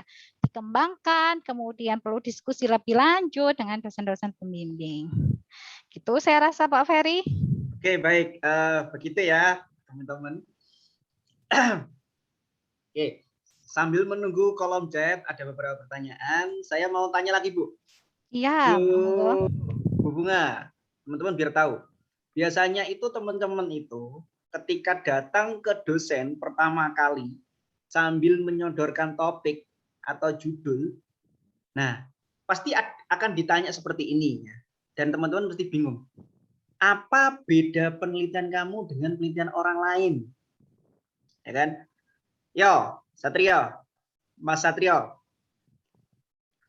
Fajar sudah dapat dosen pembimbing toh? Sudah, Pak. Sudah bimbingan berapa kali? Bimbingan 3 kali. Gimana? Di ACC judulnya? Judulnya di ACC, Pak. Oke. Pertama kali bimbingan gimana kamu? Langsung di ACC judulnya? Pertama kali bimbingan itu kalau nggak salah kayak membuat kerangka yang dibilang Ibu Bunga itu juga. Oke. Tapi alhamdulillah langsung di ACC ya topiknya. Alhamdulillah judulnya langsung di ACC, Pak. Oke. Baik, itu bagus itu. Soalnya ada banyak mahasiswa yang pertama kali bimbing itu dia sudah memiliki topik dan sudah siap untuk menulis ya. Bahkan datang dengan bab 1, bab 2, bab 3 dengan PD-nya menulis bab 1, bab 2, bab 3. Ternyata ketika ditanya dosennya, apa yang membedakan tulisanmu dengan tulisan orang lain, misalkan seperti itu. Terkadang jawabannya itu nggak jelas. Bisa jadi karena sampelnya berbeda, Pak, lokasinya berbeda, Pak. Nah, itu bagaimana, Bu? Ya, benar Pak Ferry. Jadi mungkin adik-adik mahasiswa ini kan memang pengennya yang cepat gitu ya. Nah, untuk menjawab itu biasanya harus sering membaca memang. Kuncinya itu ketika sebelum ke dosen pembimbing itu harusnya bisa menjawab itu kalau anaknya itu suka membaca. Jadi di literatur teorinya itu tidak hanya sekedar copy paste. Itu biasanya kalau anak-anak yang benar-benar membaca dan menulis, biasanya kan kasus sekarang itu banyak ya Pak Ferry yang misalnya tinggal copy paste, soalnya kan teknologi udah ini ya, dari Google aja kita search udah banyak sekali, tinggal kita merubah kata-katanya. Nah, itu mungkin menjadi poin penting ya bagi misalnya bagi pendidik untuk meng-cross check bahwa oh anak ini benar-benar membaca literaturnya atau hanya sekedar copy paste. Mungkin bagi adik-adik yang benar-benar mensortir jurnal atau penelitian terdahulu yang akan ditulis. Nah, itu mungkin bisa menjawab Pak Ferry. Jadi, oh jurnal ini membahas ini yang belum dibahas adalah ini mungkin. Nah, itu mungkin kelemahannya dari kita. Nah, itu membiasakan adik-adik untuk merangkai suatu literatur review itu dengan baik. Kebanyakan skripsi itu kayak pindah buku, begitu ya Pak Ferry. Jadi misalnya literatur review itu pengertian, jenis-jenis. Nah, itu bukan lagi seperti itu ya adik-adik. Jadi itu sebuah cerita yang akan kita rangkai sendiri. Oh, misalnya penelitian ini membahas tentang ini. Kemudian didukung oleh penelitian ini, ditolak oleh penelitian ini. Dengan posisi penelitian kita itu di mana, keunikan kita itu di mana, itu ada di literatur review-nya itu tadi. Nah, ini perlu diluruskan ini Pak Ferry. Saya juga banyak membaca misalnya literatur review-nya adik-adik ini yang tadi mungkin hanya sekedar copy paste atau yaitu tadi pindah buku. Jadi diulas pengertian, jenis-jenis, kemudian peraturan dan lain sebagainya. Gitu Pak Ferry. Baik, terima kasih Bu Bunga. Nah, ini awalan untuk teman-teman ya, biar terbuka mindset-nya bahwa menulis skripsi itu tidak hanya memindah buku saja jadi ceritanya. Jadi tidak hanya copy paste. Kalian harus punya, ada tadi sudah disinggung ya, ada istilahnya novelty ya, begitu ya Bu Bunga. Apa yang membedakan penelitian kamu dengan orang lain itu apa? Tidak hanya karena dekat rumah, Pak, samplingnya depan rumah, Pak, depan gang, Pak. Nah, juga itu, apa yang menjadi pembeda kamu itu apa? Nah, apakah dari sisi pendekatan teori, dari sisi variabel, dan yang menurut secara ilmiah lebih bagus. Nah, ini sambil menunggu pertanyaan, sudah ada pertanyaan yang pertama. Saya bacakan, Bu. Teman-teman silakan disiapkan ya. Mahasiswa saya, kalau ada pertanyaan silakan. Ya, Rida, Habibi, dan teman-teman yang lain, kalau ada pertanyaan, mumpung ada pemateri. Izin, Assalamualaikum warahmatullahi wabarakatuh. Waalaikumsalam. Izin bertanya, Bu. Untuk perbedaan sistematika penulisan kuali dan kuantitatif terletak di mananya? Dan bagaimana cara menuliskan karya ilmiah data kualitatif yang berkualitas? Terima kasih. Nah, ini Bu Bunga itu jago kualitatif. Monggo. Ya, terima kasih nih Mbak Rahayu Saputri. Biasanya yang sudah bertanya ini sudah mulai nih Pak. Pikirannya sudah mulai bergerak gitu ya Pak. Jadi penulisan perbedaan sistematika penulisan kualitatif. Oke. Dari segi berangkatnya, kualitatif dan kuantitatif itu berbeda. Kalau kuantitatif itu berangkatnya harus dari teorinya. Harus ada teori. Kalau tidak ada teori kita nggak bisa menggunakan penelitian kuantitatif. Tapi untuk penulisan kualitatif kita tidak harus berangkat dari teori. Tapi bisa jadi kita berangkat dari suatu fenomena. oh fenomena di daerah sana ada sesuatu yang unik. Nah, kita kaji. Dan teori di dalam kualitatif itu tidak menjadi tolak ukur. Misalnya, kalau di dalam kuantitatif itu kan kita harus membuat hipotesisnya, itu kan harus sesuai dengan teori. Tapi di dalam kualitatif itu tidak ada hipotesis. Dan berangkatnya tidak dari teori, kemudian teori itu hanya sebagai peta jalan, bukan sebagai panduan, bukan menjadi tolak ukur sebagai penelitian kita ini apakah sesuai, bukan, tapi hanya sebagai peta jalannya aja, memandu kita untuk merumuskan suatu fenomena itu tadi. Ya. Kemudian secara sistematikanya, penulisannya itu hampir sama, ada misalnya pendahuluan sama, ada literatur teori sama. Kemudian yang membedakan adalah di metodenya. Jadi kalau di metodenya itu kan kalau di kuantitatif harus ada hipotesanya. Nah, ini Pak Ferry yang lebih jago nanti. Nah, di kualitatif itu tidak boleh ada hipotesa. Kemudian istilah-istilah yang digunakan misalnya kalau di dalam kuanti misalnya itu ada visionernya itu misalnya, tapi kalau di dalam kualitatif itu menggunakan kata informan gitu ya. Jumlah datanya itu juga berbeda. Misalnya di kuanti harus 30, nah di kualitatif tidak ada aturannya. Berapapun misalnya 5, informan dirasa cukup, nah itu boleh. Ya. Kemudian di dalam kuanti itu ada kerangka pikirnya.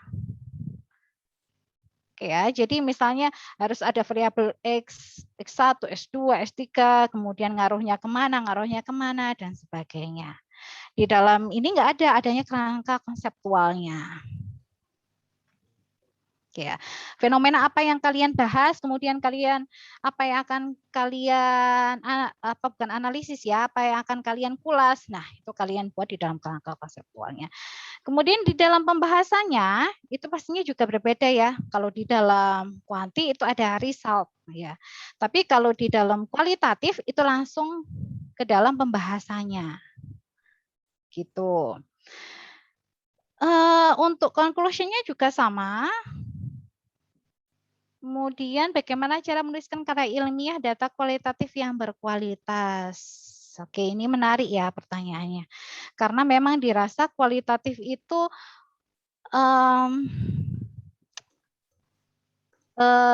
mungkin di bawahnya kuantitatif, mungkin ada yang bilang seperti itu. Tapi kalau kita bisa menulis paper atau artikel kualitatif yang berkualitas itu juga hasilnya tidak kalah dengan yang kuantitatif.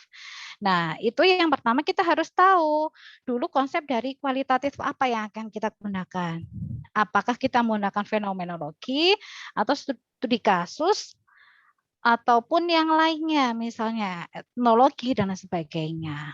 Jadi ini yang pertama kita harus tahu dulu apa metode yang akan kita gunakan. Setelah kita pas metodenya, oh ternyata permasalahan yang akan kita kulas ini lebih cocok menggunakan fenomenologi. Nah, ini ciri-ciri fenomenologi seperti apa? Studi kasus itu seperti apa? Nah, itu yang lebih ini ya. Ketika metodenya tepat, pastinya pembahasannya juga lebih bagus. Kemudian data kualitatif ini biasanya identik dengan subjektivitas karena terkadang kita ini ikut menyimpulkan terkait dengan ini ya, terkait dengan pembahasan kita. Padahal sebagai peneliti kita itu harus tidak boleh subjektif ya. Jadi apa yang dikatakan oleh informan, apa yang disimpulkan oleh informan, yaitu yang akan kita sampaikan. Sehingga di dalam kualitatif itu hasil yang kita sampaikan itu dalam bentuk kalimat langsungnya. Jadi apa yang dikatakan kita pakai tanda petik, kemudian tutup petik gitu ya. Nah itu misalnya dalam kalimat Jawa, ya itu yang kita gunakan. Tinggal di bawahnya kita misalnya kita translate ke bahasa Indonesia. Jadi kita tidak mengubah kalimatnya kan terkadang interpretasi orang itu berbeda-beda ya. Jadi kalimat orangnya itu benar-benar sesuai dengan apa yang mereka katakan, kemudian baru di bawahnya kita tinggal menambahkan pembahasan-pembahasannya sesuai dengan teori misalnya, tapi teorinya ini tidak dijadikan sebagai acuan ya, misalnya harus sesuai dengan teori, enggak.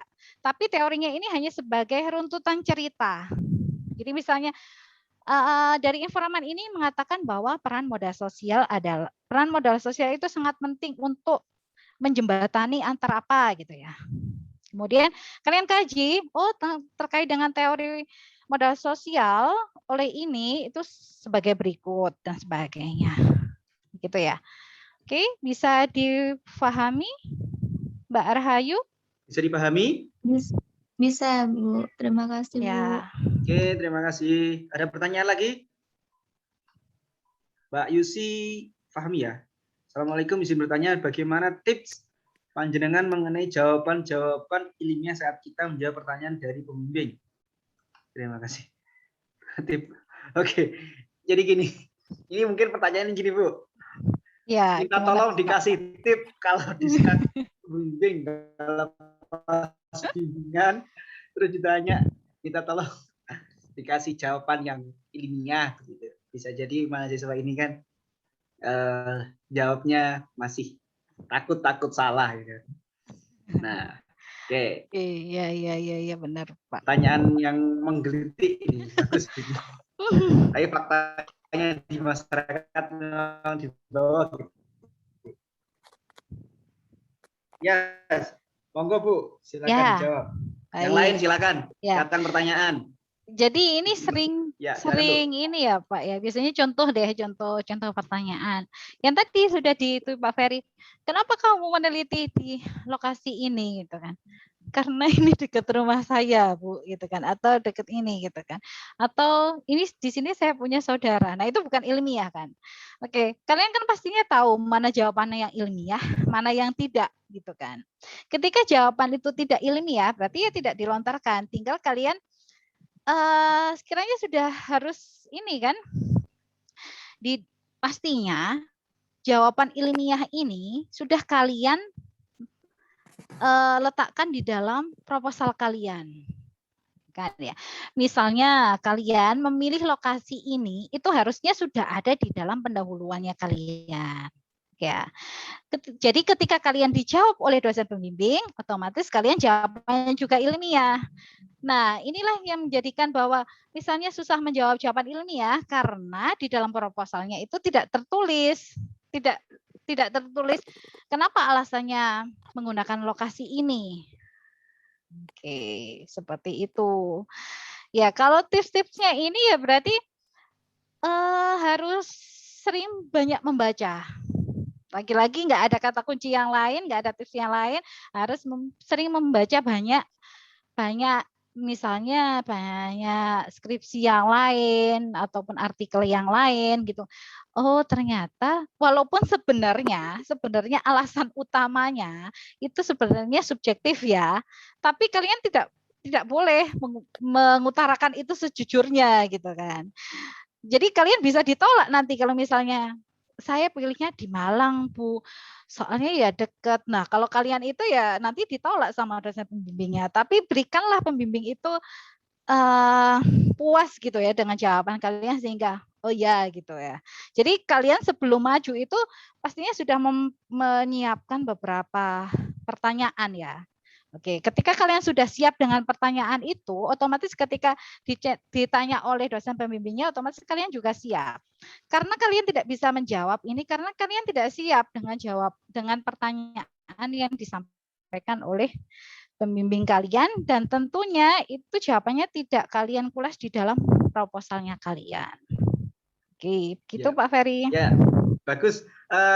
Begitu apa ya yang disampaikan Bu Bunga tadi menarik. Jadi kalau jawaban saya, jawaban teman-teman itu tidak ilmiah, itu mungkin karena tidak mencantumkan fakta ilmiah di dalam penulisan Anda di proposal. Pasti ada pertanyaan. Nah, ketika jawabannya tidak ilmiah, saya pastikan minimal itu nilainya pasti jelek. Kalau paling berat, ditolak, suruh ujian lagi. Atau tidak di ACC, Sempro tidak diluluskan. Begitu. Nah, contoh ini untuk pembahasan kalian nanti ketika ini kan lagi banyak yang mau Sempro atau lagi mau mendekati tujuan akhir ya. Nah, ketika ujian itu kan pasti pertanyaan-pertanyaannya harus berbobot dan harus sesuai dengan ilmiah, dan itu semua harus ada di PPT, harus ada di proposal, harus ada di karya skripsi kita. Nah, ketika ada pertanyaan yang jawaban yang harus dijawab dengan ilmiah tapi kalian tidak menjawabnya dengan ilmiah. Misalkan tadi sudah disebutkan, apa novelty-nya? Apa keterbaruan penelitian Anda? Jawabannya karena misalkan Anda tidak bisa menjawab itu karena tidak ada keterbaruan. Copy paste itu pasti lemah itu skripsinya. Nah, nilainya jelek. Kenapa memilih sampel di sini? Alasannya apa? Karena dekat dengan rumah dan sebagainya. Itu pasti salah. Nah, contoh misalkan saya memilih UMKM di Batu. Jawabannya apa? Kenapa memilih di situ? Karena karena kualitas produknya, karena share marketnya banyak, karena dia memiliki teknologi yang unggul dibanding UMKM yang lain misalkan, karena menguasai pasar. Nah, itu jawaban-jawaban ilmiah yang disertai dengan data dan fakta. Jadi yang dimaksud ilmiah dalam hal ini, teman-teman itu harus bisa memberikan reason, alasan bahwa sesuai fakta dan data, dan itu sangat sangat berkontribusi. Samplingnya itu sangat bermanfaat gitu. Jadi tidak pendek jaraknya, dekat rumah dan sebagainya. Ada mahasiswa saya meneliti tentang e-payment misalkan, meneliti tentang pembayaran elektronik, Bu. Ya, jadi Bu, saya sharing dulu ya. Di Malang ada mahasiswa saya meneliti tentang e-payment, pembayaran elektronik. Samplingnya di mana? Samplingnya di Alfamart. Siapa yang disampling? Yang disampling adalah orang yang membeli di Alfamart menggunakan e-payment. Katakanlah pakai OVO misalkan. Nah, saya tanya, kenapa kok milih Alfamart yang di depan UIN misalkan? Karena dekat kontrakan saya. Oke. Itu kan jawaban yang menurut saya kan tidak ilmiah. Nah, kenapa nggak milih Alfamart di dekat alun-alun? Dekat yang dekat dengan pusat kota misalnya. Nah, itu kan, ini jawaban yang tidak ilmiah. Jadi teman-teman harus menghindari jawaban-jawaban yang seperti itu. Harus ada reason, fakta, harus ada data, dan kemudian menjadi alasan untuk dijadikan layak, dijadikan suatu karya begitu ya. Oke. Ada lagi pertanyaan dari Balkis. Ini mengubah artikel dari bahasa Indonesia ke bahasa Inggris. Bagaimana caranya, Bu? Apakah dengan menggunakan Google Translate atau aplikasi lain? Karena saya kurang berbahasa Inggris. Oke, monggo. Baik. Bagaimana caranya ini ya mengubah dari ini. Nah, ini mungkin adik-adik mungkin ini ya, ada yang jauh lebih kreatif mungkin. Banyak cara ya adik-adik saat ini tuh. Mungkin kalian bisa berkolaborasi dengan teman kalian yang bisa bahasa Inggris. Yang pertama, itu bisa dilakukan. Yang kedua, bisa menggunakan jasa ini untuk misalnya untuk jurnal yang bagus ya, misalnya. Kalian bisa menggunakan jasa translator misalnya. Itu yang mungkin satu halaman hanya berapa gitu. Ataupun misalnya kalau kalian submitnya hanya di proceeding atau misalnya hanya cover paper. Nah, mungkin cara yang terakhir, kalian bisa menggunakan Google Translate, tapi ada tapinya. Ketika menggunakan Translate, kalian harus cek ulang gitu ya. Jadi enggak serta-merta misalnya Google Translate di copy, paste, kemudian pastenya ditaruh di itunya. Nah, itu biasanya kalimatnya itu tidak sesuai. Kalian boleh kalau terpaksa menggunakan Google Translate, tapi harus dicek tadi, cek ulang apakah kalimatnya sudah benar, apakah misalnya kan banyak-banyak istilah-istilah ya, misalnya di dalam ekonomi ada istilah, tapi kalau Google Translate kan tidak mengenal itu. Jadi ditranslate sesuai dengan katanya itu. Nah, itu perlu dicek ulang gitu. Mungkin ada 3 opsi itu yang dapat kalian gunakan untuk ini ya, merubah dari artikel bahasa Indonesia ke bahasa Inggris. Inggris. Atau bisa jadi setelah di Google Translate kalian bisa menggunakan software Grammarly. Nah, itu juga cukup lumayan saya rasa untuk mengecek tingkat ininya, grammarnya. Gitu Pak Ferry. Oke, terima kasih jawabannya. Begitu ya tipnya, Mbak Balkis. Bisa minta tolong teman yang di sastra Inggris atau minta ini apa melakukan proofread, istilahnya proofread ya, translate dari bahasa Indonesia ke bahasa Inggris. Ada jasa proofread. Saya rasa itu ini menurut saya adalah substansinya dari ketika selesai ya penulisan artikelnya selesai, kemudian menghendaki mau dipublikasikan ke jurnal atau artikel yang harus berbahasa Inggris, maka itu prosesnya adalah seperti itu. Tapi untuk mahasiswa itu menurut saya bahasa Indonesia saja banyak melimpah. Sinta 2, Sinta 3, Sinta 4 nggak harus bahasa Inggris. Jadi tapi harus bahasa Inggris Pak, dosennya yang menyuruh misalkan, ya nggak apa-apa. Nah, Anda bisa mengikuti tips tadi, ya. Nah, nanti kan bilang dosennya, Pak, saya kalau proofread nggak punya uang, ya nanti minta tolong dibantu dosennya, Pak. Biasanya gitu, ya. Tergantung keinginan publikasinya di mana. Oke, ada lagi silakan teman-teman yang bertanya, asisten lab mau bertanya, monggo. Saya sekiranya Mas Satrio perlu disurvei ya, teman-teman angkatan kalian, angkatan 2018 yang lagi skripsi itu, apa yang menjadi problem di penulisan skripsi yang sekiranya nanti kita bisa fasilitasi untuk melakukan pelatihan. Misalkan teman-teman ini masih belum bisa pelatihan mengenai cara mencari jurnal. Yang simpel-simpel aja. Cara mencari jurnal yang berkualitas itu bagaimana untuk menjadikan referensi di skripsi. Nah, jangan-jangan jurnalnya jurnal yang salah, yang konteksnya tidak sesuai dengan topik. Nah, apakah itu kita nanti akan adakan pelatihan. Misalkan ini cara menulis gap research, novelty misalnya. Di bab 1, MedPen, nah, kesulitan mendapatkan data kualitatif, caranya bagaimana ke lapangan, membuat kuesioner. Nah, itu bisa tolong Mas Satrio survei ya, nanti silahkan. Nanti apa yang menjadi masalah di angkatan kalian untuk menulis skripsi, nanti bisa kita adakan pelatihan tambahan. Sambil berjalan pelan-pelan. Baik, ini ada pertanyaan Bu, dari Mbak Ya Pak. Bu Hainah ya. Assalamualaikum, Waalaikumsalam. Bu, saya Bu Hainah izin bertanya. Pada saat kita literatur review, berapa persen perbandingan literatur review antara jurnal internasional dan nasional? Lalu pertanyaan selanjutnya, apakah di latar belakang skripsi diperbolehkan menulis sebuah pengertian atau definisi? Sebab saya sering membaca ada definisi di latar belakang skripsi, lalu diulang kembali di sebentar. Oke. Oke, ya, pertanyaannya saya buat simpel, ada 2 pertanyaan intinya. Yang pertama, berapa perbandingan boleh tidaknya literatur review dari jurnal, maksudnya artikel ya, artikel jurnal nasional dan nasional.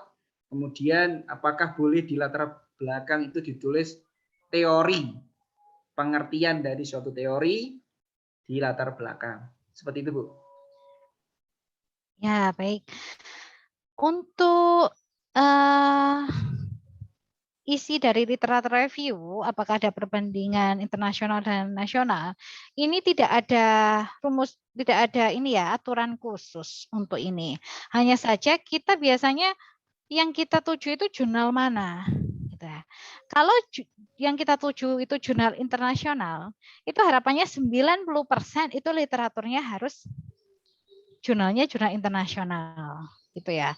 Tapi kalau misalnya yang kita tuju itu jurnal nasional, lebih baik itu menggunakan lebih banyak yang jurnal internasional. Jadi lebih baik ya, bukan menjadi sesuatu aturan yang saklek. Tapi kalau yang dituju adalah jurnal internasional, 90% itu harus internasional. Kemudian yang jadi tips untuk misalnya kalian mau submit di jurnal Scopus Q3, misalnya jurnal Science ataupun yang lain gitu ya.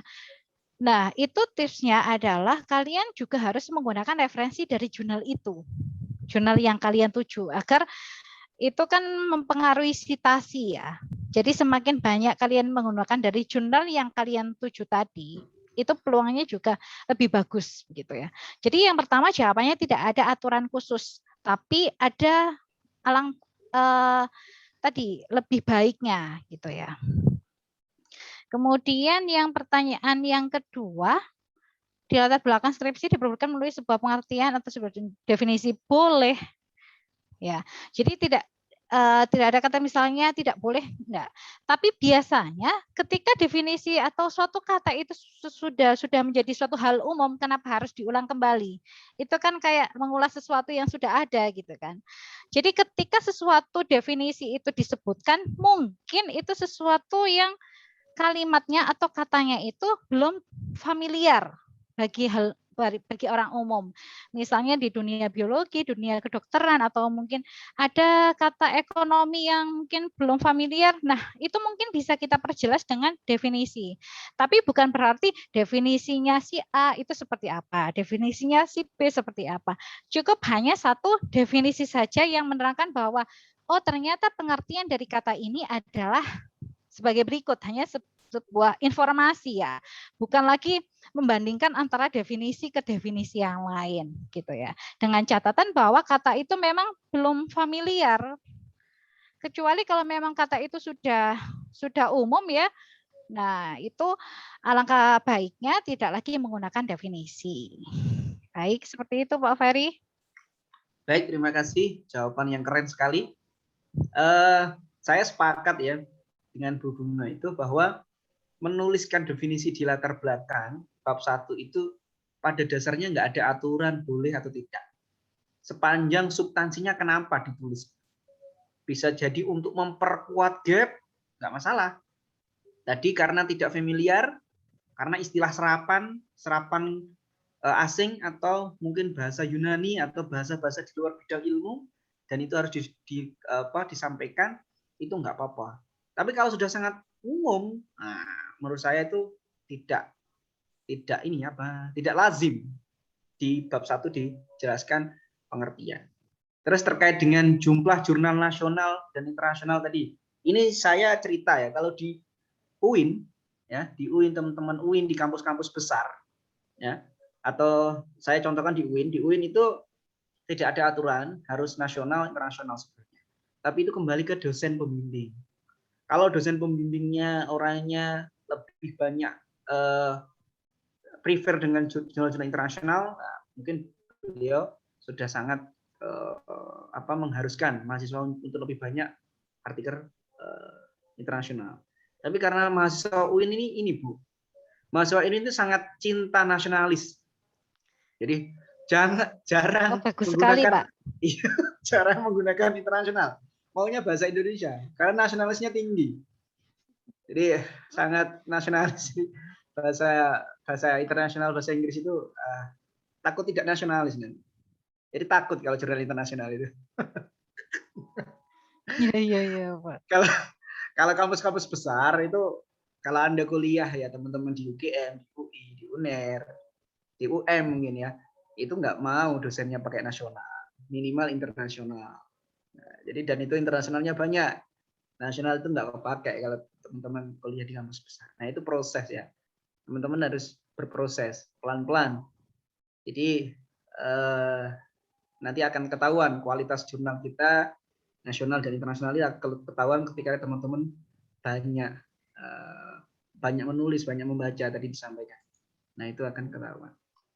Oke, mungkin itu ada pertanyaan terakhir sebelum selesai sesi ini. Mas Satrio, teman-teman yang lain, Slab, ada pertanyaan, monggo. Saya Pak. Ya. Mau tanya ke Bu Bunga. Mungkin ini pertanyaan yang ya umum lah. Dari teman-teman mahasiswa kan setelah bimbingan kan pasti ada revisian lah. Dan nah, itu dari Ibu sendiri mungkin ada nggak tipsnya buat dan nggak males gitu kita untuk mengerjakan revisian. Itu terima kasih Bu. Ya, ini pertanyaannya simpel tapi sangat berbobot ini sebenarnya Pak Ferry. Iya, ya. Jadi ini bagaimana caranya memotivasi diri sendiri nih, lebih konsepnya seperti itu. Jadi kalau pada dasarnya misalnya adik-adik harus punya tujuan. Jadi adik-adik harus punya goal besar gitu ya. Ketika skripsi ketika skripsi itu nanti setelah skripsi itu seperti apa, mau ngapain, mau kerja di mana dan lain sebagainya. Yang pertama harus punya goal, tujuannya gitu ya. Yang kedua, adik-adik harus bisa mengapresiasi dirinya sendiri. Misalnya, ketika saya sudah ada tahapan-tahapannya ya kalau skripsi itu. Misalnya, ketika saya sudah sempro misalnya, saya akan membeli sesuatu pada diri sendiri atau memberikan hadiah lah, apresiasi terhadap diri sendiri sudah melampaui batas itu misalnya. Jadi sampai di sini saya akan menghargai diri saya sendiri, saya mau membeli apa gitu ya. Kalau mungkin yang cewek-cewek ini saya mau check out di Shopee baju atau apa. Nah, mungkin ya salah satunya apa yang menjadikan adik-adik itu bersemangat itu beda orang beda versi gitu ya. Jadi kalau menurut saya tentukan goal besarnya dulu baru dibuat step by step-nya. Jadi ketika sudah melewati batas ini apa apresiasinya. Batas ini apa apresiasinya. Jadi kita bisa menghargai proses yang sudah kita lewati seperti itu. Tapi pastinya visi misi itu penting ya buat untuk kita tetap bisa terus bersemangat gitu ya. Mungkin ada yang berbagai macam ya variasinya, atau mungkin biar saya itu kasihan Bu, biar orang tua saya itu biar nggak bayar SPP lagi kalau saya molor. Jadi saya motivasinya itu orang tua saya. Jadi bisa kalian pasang foto orang tua kalian itu di mejanya kalian. Nah, mungkin itu yang bisa membuat motivasi kalian. Atau mungkin, Bu, soalnya itu saya sudah dilamar, Bu. Jadi nanti kalau habis itu saya mau nikah. Nah, mungkin kalian bisa pasang foto pasangan kalian. Ya, berbagai macam ya. Apa yang ya tinggal kalian tanyakan kepada diri sendiri apa yang menjadi motivasi kalian dan menciptakan atau mengkeep agar motivasi itu tetap bisa kalian pegang hingga sampai kalian lulus itu yang kalau hanya menciptakan itu mungkin mudah ya, tapi memaintain motivasi itu hingga sampai akhir, nah itu yang susah. Bahkan mungkin sekarang kita punya motivasi yang besar, kita sudah semangat, 1, 2, dan 3 udah selesai. Tapi di tengah perjalanan, misal ada konflik dari luar, atau misalnya konflik dengan pembimbing, dan sebagainya, akhirnya motivasi kalian itu pudar misalnya. Nah, itu yang saya rasa yang memelihara atau menjaga dari motivasi itu hingga selesai itu yang jauh lebih sulit dari sekedar menciptakan motivasi. Jadi setelah diciptakan, bagaimana cara memupuknya, kemudian menjaga hingga kalian selesai sampai lulus gitu ya. Bahkan kalau sudah selesai lulus ujian gitu kan ada syarat yudisium nih, artikel. Nah, itu mungkin dianggap remeh, ada tinggal ini artikelnya itu. Nah, itu juga berarti butuh motivasi. Oh, berarti goalnya bukan sampai di lulus ujian akhir aja, tapi goalnya itu sampai di wisuda misalnya. Sehingga soalnya kan banyak juga mahasiswa yang sudah yudisium tapi tinggal wisuda aja loh. Itu nggak diurus gitu loh. Itu nggak hanya 1, 2 tapi banyak. Jadi itu ya Mas Satrio ya kira-kira. Nah, kira-kira kalau saat ini Mas Satrio sudah punya visi belum?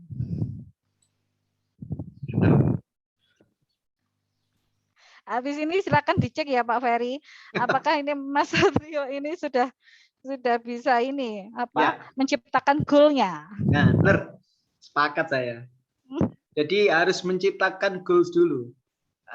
Tujuan besarnya apa? Dan tadi dikasih tips, setiap stepnya dikasih apresiasi ke diri kita. Itu menarik itu. Biar menjaga semangat. Terus mungkin kita berada di lingkungan yang saling memotivasi. Ada teman satu angkatan. Karena kebanyakan yang molor itu ketika dia disambi kerja, kesibukan keluarga, ketika angkatannya pada selesai, dia sendirian, nah itu down akhirnya down, tidak mengerjakan lagi. Nah, itu teman-teman angkatan kalian, Satrio dan kawan-kawan itu harus solid, saling mendukung. Nah, itu salah satu tips untuk ini. Intinya adalah goal besar. Saya sepakat dengan Bu Bunga. Saya dulu skripsi juga gitu. Goal besarnya apa? Goal besarnya adalah menikah muda. Tapi harus lulus skripsi ya. Sehingga skripsi menjadi motivasi untuk cepat agar menikah muda. Tapi ternyata sayang takdirnya berbeda. Allah tidak mengizinkan karena Bu Bunga sudah dilamar orang duluan. Begitu ya Pak. Iya. Begitu ya cerita dulu. Oke, pertanyaan terakhir yaitu. Ya, pertanyaan terakhir karena sudah sampai jam 11. Baik, terima kasih diskusi yang menarik hari ini. Semoga nanti bisa dilanjutkan begitu, Bu. Ya, boleh Pak. Kolaborasi yang menarik ya. Dan bermanfaat insya Allah. Apalagi lulusan luar negeri dengan banyak ilmu dan pengalaman yang bisa menjadi sharing untuk adik-adik teman-teman yang ada di teman-teman di UIN. Khususnya adik-adik saya, bimbingan-bimbingan saya, mahasiswa saya. Semoga bermanfaat. Ini awal yang baik. Nanti Mas Satrio kalau ada teman-teman yang sekiranya kita adakan lagi webinar untuk mendukung dan mendorong penulisan skripsi semakin berkualitas, semakin cepat. Nah itu perlu kita adakan lagi ya, silahkan di-create lagi Mas Satrio. Dari saya terima kasih saya sampaikan kepada pemateri hari ini Bu Bunga dan teman-teman ASLab yang sudah meng-create acara ini, terutama mahasiswa-mahasiswa UIN yang lagi skripsi, semoga dimudahkan, semoga dilancarkan, semoga segera mencapai target atau goal yang dicapai tadi ya, biar segera cepat lulus dan bermanfaat untuk orang tua dan keluarga. Saya akhiri, billahi taufiq wal hidayah. Assalamualaikum warahmatullahi wabarakatuh. Saya kembalikan ke MC. Terima kasih pemateri. Ya Pak. Baik, saya ucapkan terima kasih kepada Pak Ferry dan Bu Bunga. Sangat antusias juga teman-teman dari UIN maupun dari UM. Saya ucapkan terima kasih sekali lagi. Jangan lupa kepada teman-teman peserta, harap mengisi absensi di kolom komentar. Batas absensinya pukul 11:30 ya teman-teman. Baik, waktu sudah pukul 11 ini mungkin dari pemateri masih ada kegiatan selanjutnya. Dari saya mewakili teman-teman panitia, mohon maaf bila ada kekurangan maupun ya kesalahan. Saya ucapkan mohon maaf. Saya akhiri. Terima kasih sekali lagi kepada pemateri dan teman-teman semua yang telah hadir dalam workshop penulisan skripsi menjadi jurnal siap publikasi ini. Semoga ada kedepannya ada acara seperti ini lagi. Amin, amin. Saya akhiri, kurang lebih mohon maaf. Wassalamualaikum warahmatullahi wabarakatuh. Waalaikumsalam warahmatullahi wabarakatuh. Bu Bunga mungkin ada yang disampaikan? Saya rasa, ada satu kata Pak. Jadi jangan jadikan skripsi ini suatu beban, tapi jadikan skripsi ini suatu proses kedewasaan adik-adik menuju ini ya, mendapatkan gelar begitu ya. Jadi satu prinsipnya do the best dan be the best. Oke, semangat buat adik-adik semuanya. Semoga skripsinya dilancarkan, dimudahkan hingga mendapatkan gelar yang sesuai yang dicita-citakan. Terima kasih Pak Ferry dan Pak Satrio serta adik-adik yang lainnya. Sama-sama Bu, terima kasih. Saya izin live ya Pak. Ye, monggo. Ibu.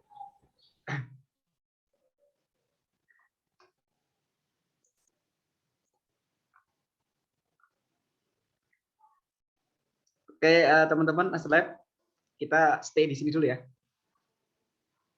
Sambil teman-teman peserta silakan berabsen.